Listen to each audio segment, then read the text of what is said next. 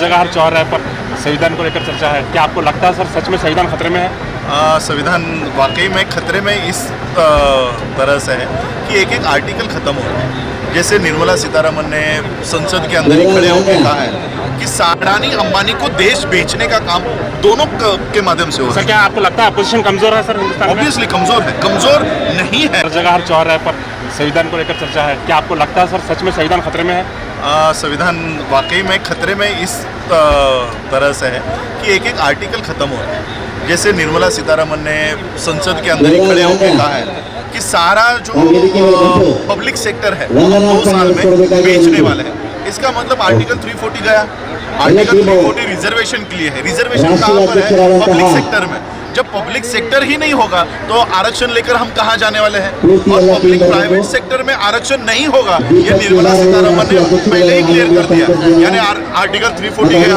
Article 21C जितने भी states हैं ये उनकी जिम्मेदारी है कि एजुकेशन उन स्टेट के बच्चों को गवर्नमेंट देगी। अब गवर्नमेंट एजुकेशन नहीं दे रहा, आर्टिकल 21C गया। अब मुझे बताओ, जब अब ये आर्टिकल ही नहीं रहे तो संविधान खतरे में है या नहीं है? तो संविधान वाकई में खतरे में है, लेकिन वो कैसे खतरे में है ये लोग नहीं बता रहे। संसद के अंदर बैठे हुए ऑपोजिशन का ये काम है कि किस तरह से कानून बनाकर संविधान को खत्म किया जा रहा है, ये लोगों को पता है।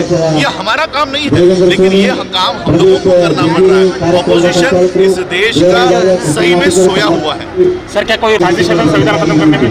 ये दोनों की मिलीभगत है। इन दोनों को अडानी और अंबानी के लिए काम करना है। यानी अगर मोदी सरकार में नहीं है और गांधी ऑपोजिशन में है और गांधी भी सपोर्ट में आ रहा है तो भी वो अडानी अंबानी के लिए काम करने वाला है। तो ये अडानी अंबानी को देश बेचने का काम दोनों के माध्यम से हो रहा है। सर क्या आपको लगता है अपोजिशन कमजोर है सर हिंदुस्तान में? ऑब्वियसली कमजोर है, कमजोर नहीं है, लेकिन वो खुद से नाटक कर रही है, सोने का नाटक कर रही है। वो सोए हुए नहीं है, सोने का नाटक कर रही है। Okay, thank you sir.